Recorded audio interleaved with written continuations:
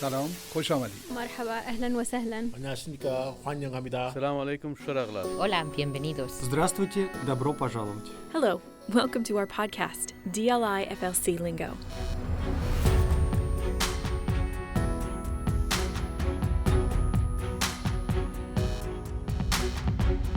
But that was the first time I went to the city, a big city. That was the first time I had a chance to take a shower.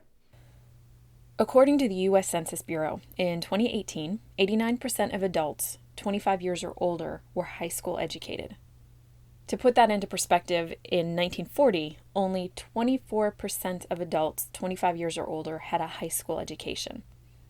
On top of that, the U.S. Census says 60% of the U.S. 25 years or older has studied beyond the high school level.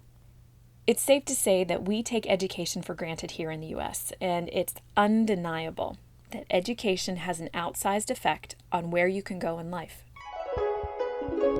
We were the only family in that village, actually, in the nearby community, that all the kids finally changed their life through education.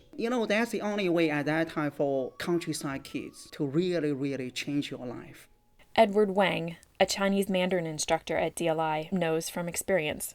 He grew up extremely poor in the countryside of a northwestern province of China during the 60s and 70s. Here, the countryside is beautiful, it's pretty. There, the countryside, like where we lived in the kind of caves, and for the whole village, I think it's like 20 or 30 families. We shared like 2 or 3 wells. Each well is like 30 meters deep, and that's where you get all the water for cooking, for the pigs, for the chickens, for everything. So water was a big issue. I was the oldest son in my family.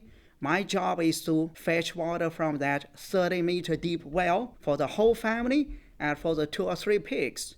When you're an adult, 20 or 30 years old, that's a piece of cake. But when you are 8 or 7 years old, that was a huge job for me, and I didn't like that very much.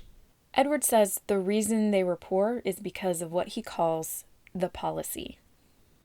The policy, they call it the socialist commune. So the whole village worked together, and it sounds pretty nice, right? But when you work together, you don't care you do a good job or bad job. So though everybody's working hard, still you were not able to feed yourself.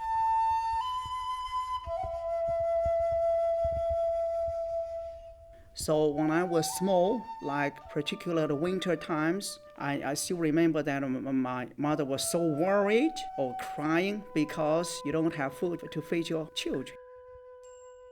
I went to school, I need to carry food, and not that much, so it was basic, just a radish, potato, all this kind of stuff. It was tough.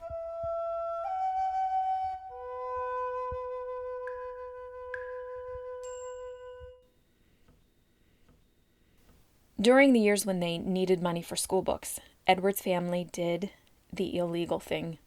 They made and sold paper lanterns. One thing which I cannot really forget is that, each year here in the city of Pacific Grove, they have the annual Lantern Festival. And for me, every year, that brings me just back to my memory. When I was small, we, like my sister, my brother, my mother, to support ourselves, to get enough money to go to school, buy books, we made that kind of lanterns. So by making and selling lanterns, we were able to make a little bit of money. The top part is not really making the lanterns. We can just shut our door, shut our gate, because you don't want people to know that. You just work hard. The most challenging thing is to sell the lanterns, because it was not allowed. I mean, doing business on your own is considered to be capitalistic. So it was really bad. So I remember that, we made it, but we need to sell all the lanterns by the 15 days after the traditional Chinese New Year. That is the Lantern Festival. So to sell them, we had to leave the village really, really early when it's still dark because you didn't want people to see you. Then when you went to the market, if you want to sell something, you need to find a place where people can see you, right? People can see the lanterns. But for us, tricky. If everybody can see it, then the tax officials or the government officials will also see it. Then they take away everything. So what happened once is that we had a huge bag of lanterns there, and then they saw us, and they took away the whole thing. As a kids, we were scared. We didn't know what happened, what to do, so we just went home.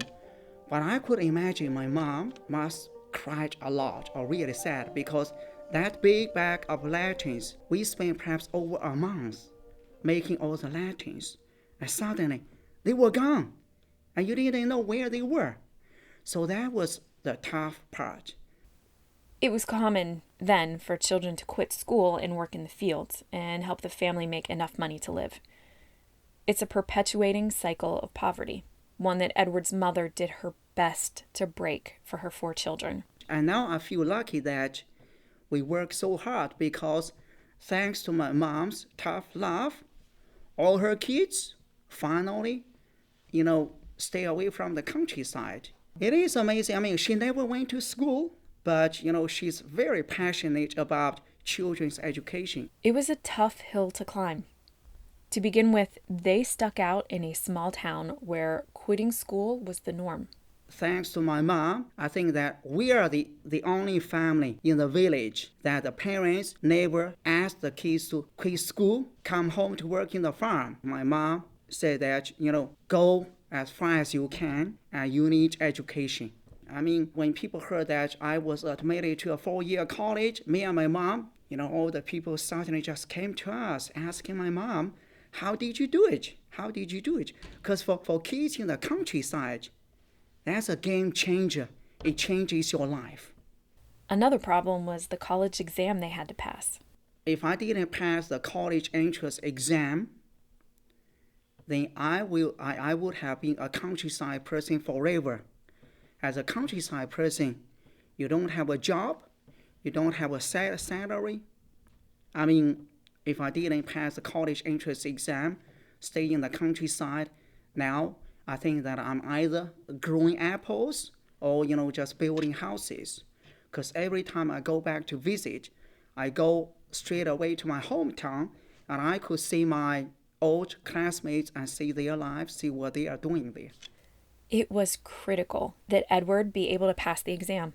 While that might not sound so difficult, keep in mind what's taught in poor and rural schools is not always synonymous with what's taught in the big cities. He was from a small remote area that didn't have good facilities or good teachers. Like we all use the same character, but the pronunciation in my hometown is very different from that in big cities. I remember that when I was preparing for the college entrance exam, you need to write the phonetic system. But our pronunciation was so different from the standard, so I went to the teacher who was teaching us the Chinese language. I said, what shall we do? It's like 10%. He looked at me and said, I don't know. That's how we spoke here. So the pronunciation different.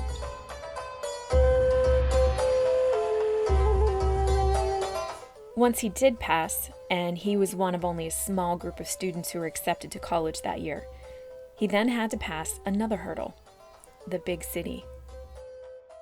University is in Xi'an. That's the capital city of my province. Now, when I was small, I thought, God, that was so far away. Now I know it's only about like 1.5 hour drive because now we have cars. It's not really that far away. But that was the first time I went to the city, a big city. I'm telling the students, that was the first time I had a chance to take a shower. Because in the countryside, you didn't do it. You never have the concept, right? That was the first time I actually had fish. Because like in my hometown, we didn't have anything. I think that was also the first time that I had rice. Because my hometown, we didn't grow rice. So you can imagine a huge difference. And also because my hometown is in the countryside, and then Xi'an is a big city. So the disparity between the countryside and the cities. Here when people watch TV, what you guys see is like Beijing, Shanghai, Hong Kong. They are like San Francisco, New York, right? You got to remember that 50% of the Chinese people still live in the countryside, and their life is a different world from those in Beijing and Shanghai.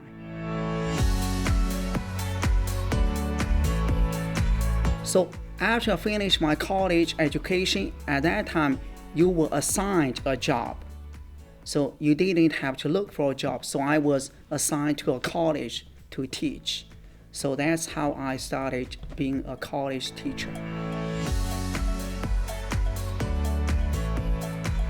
Nearly 2 decades later, after teaching in a college and then teaching in a private school, Edward decided to change his career to conference interpretation.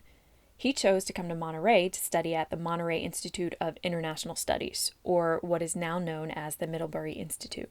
My major is conference interpretation, so we have to listen to the speeches, presidential speeches, UN speeches. So I started watching like C-SPAN. There I see people challenge the president, challenge the secretary, the defense secretary. Those top guys, everybody was challenging them. That was eye-opening for me because, like in my culture, they are the top guys. No one can challenge them. Gradually, I saw how things work here. Very different. It was his wife who convinced him to settle his family into life in the U.S., where he got a job just up the hill here at DLI as a Mandarin Chinese instructor. It's not just the language he brings as an instructor, but it's also the lessons he's learned along his journey about the importance of education and how to inspire his students. To be honest, teachers, you are perfect, you are professional, but no matter how good a job you are doing, if the students are not motivated, it doesn't work. So what I really enjoyed is to create activities or, learning activities to motivate the students. One thing I'm so proud of that in my teaching team, I designed, we call it the 92 Achievers List. That is, in the major unit tests, if you are able to get 92% over on listening, reading, speaking, all the homework is optional for you. You don't have to do the homework. Oh my goodness, that worked so well. So that was why my last team graduated in this August.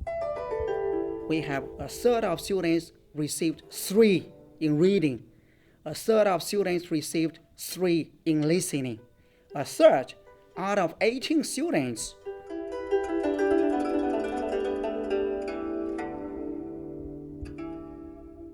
I think that here it's helping the students to succeed. I tell them that we are here to support you. Your success is our success. So try all your best to support them.